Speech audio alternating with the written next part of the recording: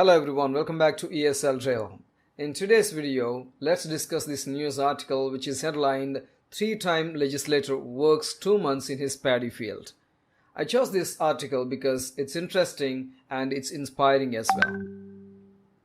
Let's discuss the headline first. The headline says, 3-time legislator works 2 months in his paddy field.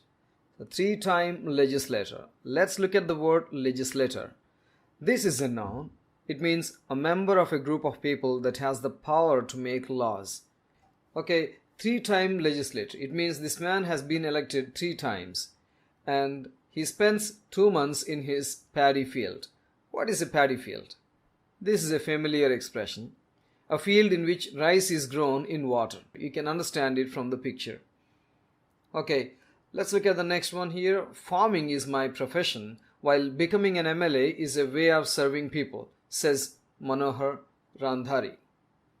Farming is my profession. So profession is something that you do after getting some sort of training. You need to have some skill. And farming needs certain skill, no doubt about this. That's a profession. Okay, let's look at the first paragraph and understand it. At a time when people are increasingly shying away from non-lucrative agriculture, a 3-time lawmaker from Odisha's Nabrangpur district makes it a point to toil in his fields at least 2 months a year. Okay, at a time when people are increasingly shying away. So at a time when is exactly the same as when. When people are increasingly shying away from non-lucrative agriculture. You know what agriculture is? Let's discuss this adjective non-lucrative. So non-lucrative is nothing but not producing a large amount of money or not making a large profit. So agriculture does not make large profit. That's non-lucrative. So a lucrative job is a job that offers you a lot of money, lot of income, but non-lucrative is the opposite. And people are increasingly shying away. So people are increasingly shying away. So shy away is a phrasal verb which means avoid doing something. So many people are avoiding agriculture because that is a non-lucrative thing, non-lucrative job. Okay, shy away from something is a phrasal verb. Look at the next line. A 3-time lawmaker from Odisha's Nabrangpur district makes it a point. Make it a point to do something is an idiom. Make it a point to do something. It means give attention to doing something. So this man gives attention to working in his fields. So doing agriculture or farming his fields. Okay, he makes it a point to toil in his fields. Toil is a verb which means work very hard. It means he decides to work very hard. He gives attention to working hard in his fields at least 2 months every year. That's interesting. Let's move to the next paragraph. Amid heavy rain creating a favorable condition for paddy crop, Biju Janata Dal MLA Manohar Randhari, representing the Dabugan constituency, is engaged in transplanting paddy saplings in his land at Pujaripada village.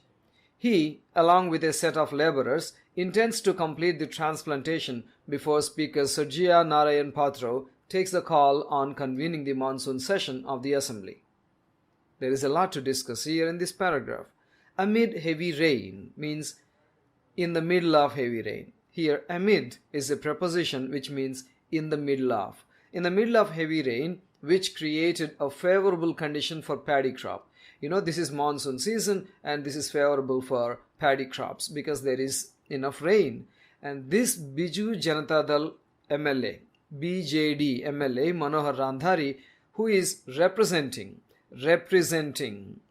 Let's look at this word represent. This is a verb which means be a member of a group of people. So this man is an MLA. He is a member of the Legislative Assembly of Odisha. He is one of the MLAs. He represents the State Assembly. Let's get back to this. Constituency. Now, which constituency does he represent? Dabugam constituency. Let's look at the word constituency. That's a noun. It is an area of a country that elects a representative to a parliament or assembly. Here, maybe the constituency, Dabugam constituency is the area from which he is elected as MLA. Okay, that's constituency. This man is engaged in transplanting paddy saplings. Engaged in. Is engaged in means here is involved in. He is involved in transplanting paddy saplings. Transplant here means move plants from one place and plant them in another place. That's transplantation. He's busy doing that. So what is he transplanting? Paddy saplings. So let's look at paddy saplings. Sapling is a young plant or a tree. We have already discussed paddy fields. Okay, he along with a set of laborers. Look at this interesting preposition here, along with.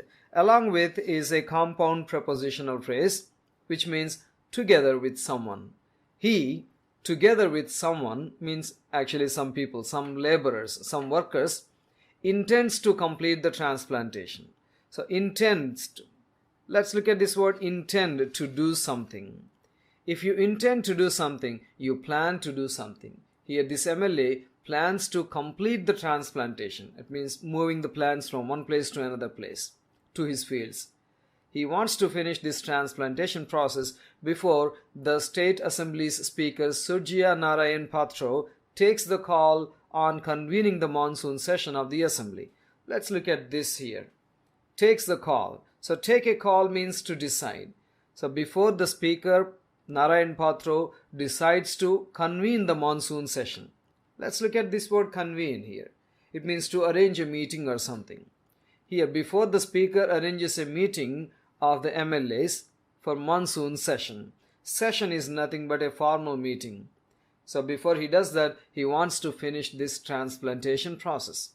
Okay, that's it. Let's look at the next paragraph here. Not for photo ops.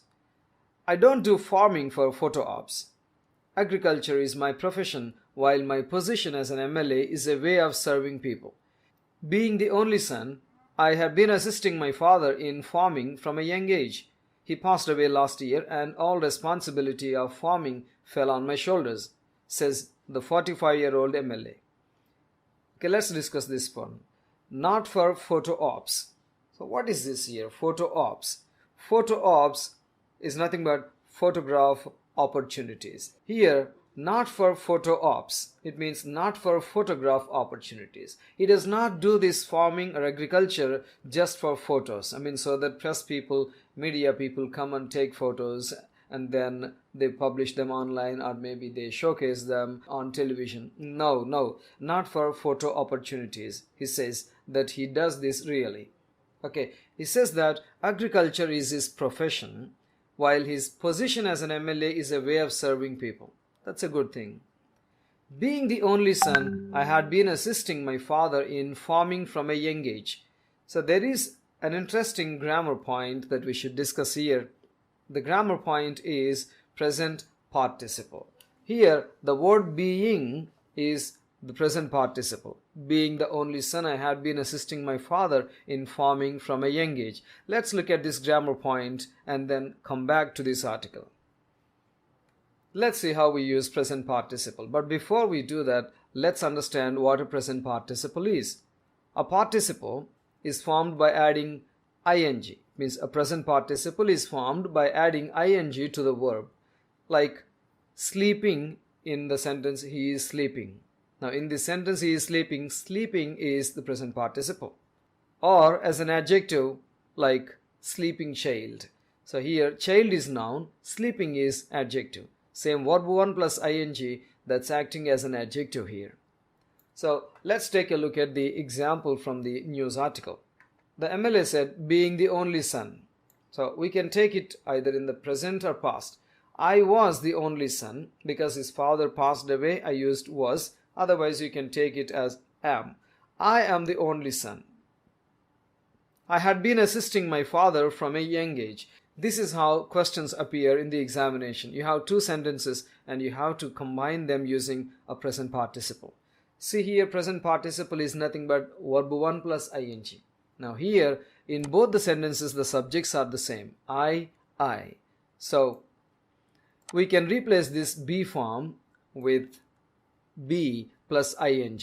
See here, was and am, these are be forms. So we take the root verb be and we add ing to it to make it a participle. So being the only son. Now we should not use I again because in both the sentences the subject is the same. So we can avoid it. We can leave it. Let's look at this here. Being the only son. So I have changed it being, but I used being and I avoided. I removed I. Being the only son. We still have to make some changes. There is a full stop at the end of this one. So we have to remove that and then change it to a comma. Now we have to use a comma here. So being the only son, and we have a comma here. Now we have to move this second part after this. So being the only son, I had been assisting my father from a young age. Here, being is called present participle. That is a non-finite verb because non-finite verbs do not talk about any tense. They do not have tense. So being the only son is present participle. Even if you change tense in the remaining part of the sentence, being does not change at all. That's why it is non-finite verb. And present participle is one form of non-finite verbs. Okay, that's it. Let's get back to the article now. Okay, we have discussed this sentence. Now look at this here. He passed away last year. Here we are talking about MLA's father. MLA's father passed away last year. So pass away is a phrasal verb which means die. That's a formal way, polite way of saying die. His father passed away last year and all responsibility of agriculture fell on his shoulders. Now he took the responsibility of farming in his fields. Okay, look at the next one here. Mr. Randhari has 25 acres of land located in Pujaripada, Kesriguda and Bhatigam villages, a rain-fed region. His sister Padmini Dayan, who represents the Korpad Assembly segment in Korput district, is the Minister of Textile, Handlooms and Handicrafts in the Naveen Patnaik government. You know, Naveen Patnaik is the Chief Minister of Odisha. Okay, Mr. Randhari has 25 acres of land. That's easy to understand, so I'm not discussing it. Mr. Randhari has 25 acres of land in these villages. And this region, this area is a rain-fed area. So a rain-fed region or rain-fed area is an area that depends a lot on rain for growing crops. And look at this here. His sister Padmini Dayan, who represents the Korpad Assembly segment in Korapur district, is the Minister of Textile, Handlooms and Handicrafts in the Naveen Patnaik government. Now we have another interesting grammar point that we can learn here. Let's see that now. Look at this here. The grammar point that we are discussing here is non-defining relative clause. Let's look at the sentences here. His sister Padmini Dayan is the Minister of Textile, Handlooms and Handicrafts. That's one sentence. She represents the Korpad Assembly segment. This is another one. Now we can use the word who, a relative pronoun, in a relative clause to combine these two sentences. But before that, let's understand what a non-defining relative clause is. We use a non-defining relative clauses to give extra information about the person or thing. Here, this non-defining relative clause is not necessary. It does not add necessary information. We don't need it to understand who or what is being referred to. So look at this here. Now I have combined this using this relative pronoun or relative clause. His sister Padmini Dayan, who represents the Korpad Assembly segment, is the Minister of Textile, Handlooms and Handicrafts. Now we should understand that even if we remove this part of the sentence in yellow color, we still make a sense of the remaining part of the sentence. Like his sister Padmini Dayan is the Minister of Textile, Handlooms and Handicrafts. So what is this doing here? Who represents the Korpad Assembly? This is a clause. It has a subject, who. It has a verb, a finite verb. So a group of words which has a subject and a finite verb is a clause. Since it has a relative pronoun at the beginning, we call it relative clause. And if you notice, there are commas on either side of this relative clause. It means that's not necessary. Even without that, we can understand the remaining sentence. So why do we use these non-defining relative clauses? We use them to add extra information. That's it. not to define who the subject is. Here we understand his sister Padmini Dayan, the name is there. Padmini Dayan is a Minister of Textile, Handlooms and Handicrafts. So no need to use this one. But if you want to use a non-defining relative clause for extra piece of information, you can do so by adding commas on either side. And you can also put hyphens on either side. I hope that is clear. Let's get back to this article now. I usually use a tractor for tilling. Tilling is nothing but farming. For agriculture. But I plow land with bullocks where tractor cannot enter. So there might be some areas in his fields where tractor cannot enter. There he uses bullocks and he plows land. So what is the meaning of plow? Plow is to dig and turn over a field or other area of land so that you can plant seeds. Okay, that's it. So we still have 2 or 3 more paragraphs, but considering the length of this video, I want to stop it here.